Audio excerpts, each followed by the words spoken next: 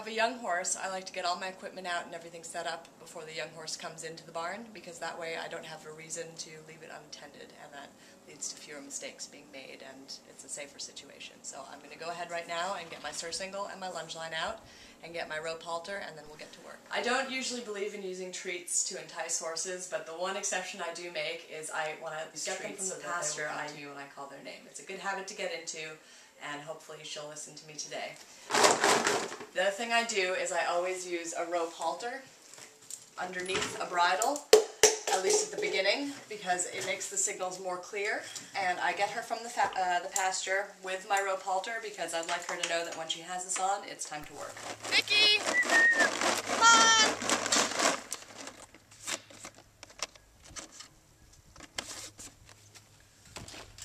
Good girl.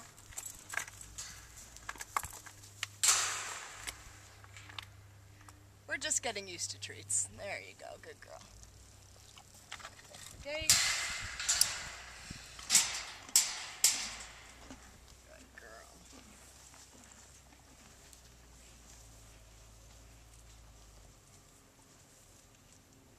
Make sure it's nice and snug so that it hits all of the proper pressure points. And I have to be careful with the end of this because it's wrapped in a little bit of metal, so I have to make sure it doesn't get in her eye. And if I have any extra, which I do, plenty of it, I just wrap it around so it doesn't flap about. There we go. And we're ready to work. So from the minute they leave the pasture, they're at work. And that means that if I stop, they stop. If I move, they move. If they don't stop when I stop, they get reprimanded. And they should just stay right at my shoulder. So let's start and go to the barn. Walk on.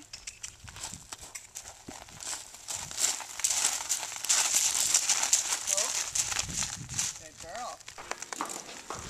So as I lead them into the cross ties, this is also an important lesson. They always need to turn away from me, never towards me. So I always move them around like that. And it's a good habit to get into, especially for the in-hand classes. So now I'll attach her to cross ties to the rope halter.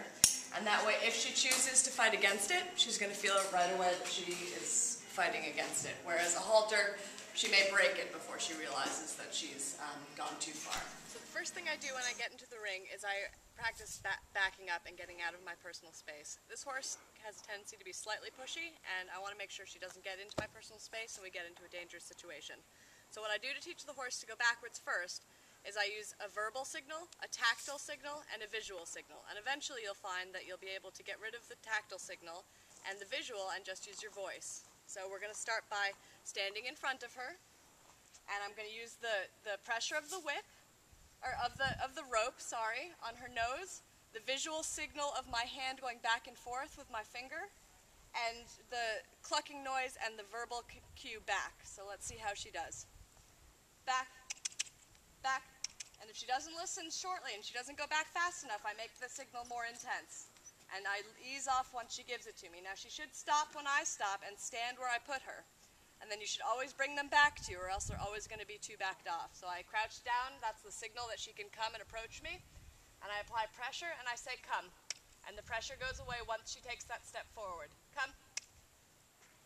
Come. Good. Come. Come. Come. Good. And instead of giving her a treat, I give her a reassuring pat on the face. Good girl. And let's try this again. Hopefully I don't have to use quite so much pressure. Back, back, back, back, back, back, back, back, stand. Good girl. Very well done. Come. There, and see how she moved forward more quickly? Good girl. Come. Come. Good. And a nice pat on the forehead. So the next thing I do with them is while they're standing, and they have to be standing and they have to look relatively relaxed, is I desensitize them with the whip. Now, here's a cautionary note, never stand in front of them, because when you're desensitizing them with the whip, they're going to be smacked from behind, and that's their natural reaction then is to go forward. So to put yourself in a safe position, stand on the side in which you're going to be desensitizing them from. So here we go. And you continue, even if they look nervous, you continue until they take a breath and relax. And don't be too afraid to make a lot of noise, and really use your body language as if you're really going to hit them hard. but don't hit them hard in the end. Just toss it lightly over them, and you saw she flinched there, but nothing happened. She realized that I wasn't going to hurt her. That's it. Good. Good girl. And you can use your voice and reassure. And it is slapping her legs, but it's not hurting her. It's in no way telling her that she needs to go forward. If she does move, I then ask her to back. Back. Get in front of her then and ask her to back. Back. Good. And stop. Tell her good. And start again. Good girl. That's it. And don't forget the legs. The legs are very important, because what if one day you drop the rope and it gets caught around her legs? You don't want her to panic. So desensitize her legs to the rope as well. And that should do it. Good. Always the reassuring pat.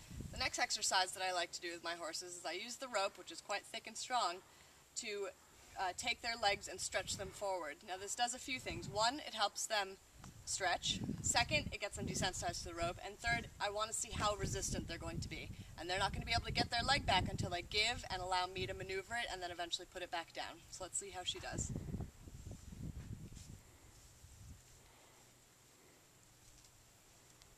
Now you want to make sure that your rope on this end is not too tight, because as I'm pulling her leg, I don't want to be also pulling at her head. So we're going to shimmy it down slowly all the way to the ankle, and just squeeze and release and see how much pressure it takes for me to be able to lift her leg up. And sometimes you're going to have to shift their weight so that they're not putting all their weight on that front leg.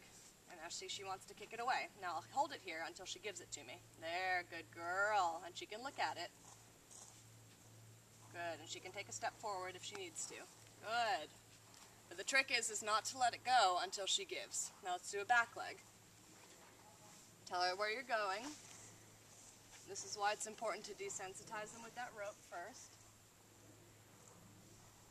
And again, make sure this isn't too long. Ideally, I would have a slightly longer rope. And just a few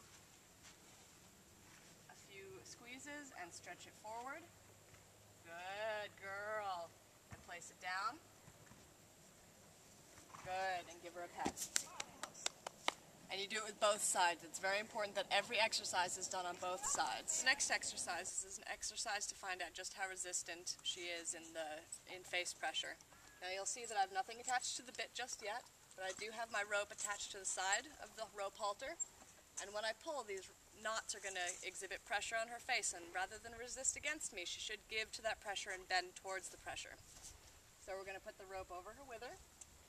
And I'm going to walk to the opposite side where the end of the rope is hanging. And I'm going to stand at her wither, and I'm going to exert an opening rein. Now she should just come to me very easily. If she does not, or if she starts to back up, you keep going until she gives. See, she's resisting now, so I keep holding, and she gives, and I take again, all the way to the girth. Now this exercise also allows me to know what her good side and her bad side is. And once she gives on her own accord, then I release.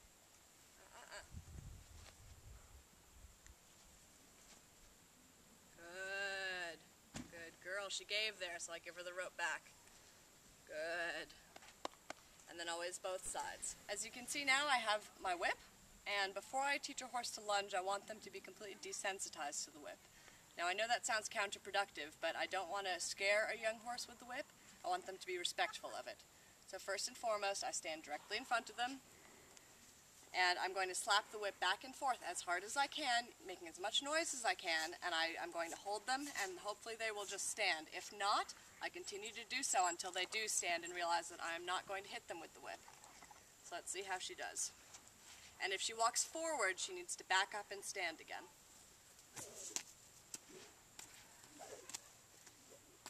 You can see she's a little bit apprehensive, and I'm going to keep doing it until she takes a breath and lowers her head.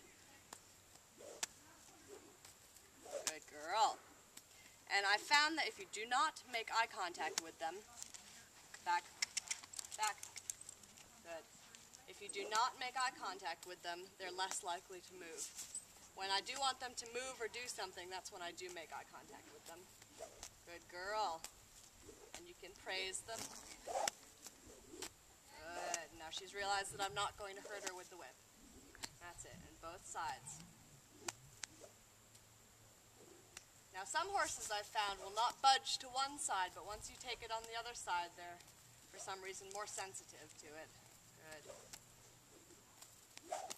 Good girl. So I'm going to be teaching her the concept of lunging, and that means just on a small circle to start at the walk, I want her to learn that she needs to move forward, she needs to stop and come to me, and she needs to stay away from me at the same distance. So using the rope again before I go to the lunge line, I'm going to make a big gesture to show her to move forward with my arm, and I'm going to use the whip just to raise it and see if she can move forward off of that and stay walking until I tell her to stop. So we're going to ask her to move forward, forward, forward, good. Now most horses will just move away from you, in which case you just keep asking. And it's very important that you remain at the triangle between their shoulder and their hind end. And it's also very important that you don't nag. If they are walking and doing what you want, you're quiet and not making any signals, no clucking. They can walk as slowly as they'd like to, as long as they keep walking. Good. And then to ask her to stop, I'm going to do the same thing I did to ask her to go back. 3 signals: a tactile signal, a verbal signal, and a visual signal. I'm going to do the same thing. Whoa, whoa, good girl. And I prefer my horses to face me because I know then that they're a little bit immobile, but some people prefer them to stay on the circle parallel to them. But I prefer them to face me. And then same thing again, I'm going to make a gesture and ask her to walk forward. Good. And just stay quiet until you ask her to do something else. So she's walking nicely on the circle. If she comes a little bit too close to me, I'm going to take my whip and I'm going to ask her to move over by pointing it at the surcingle and saying over. If she moves forward, I'm going to right away jiggle the rope and tell her to go back to walk. The second she seems like she's going to walk, I'm going to stop with the jiggling and release the pressure. So out, out, good. Walk, good. Walk on, good. The second they start to do what I'm asking them to do, the pressure on them needs to stop. Oh, good. Walk on. Oh, good. Good.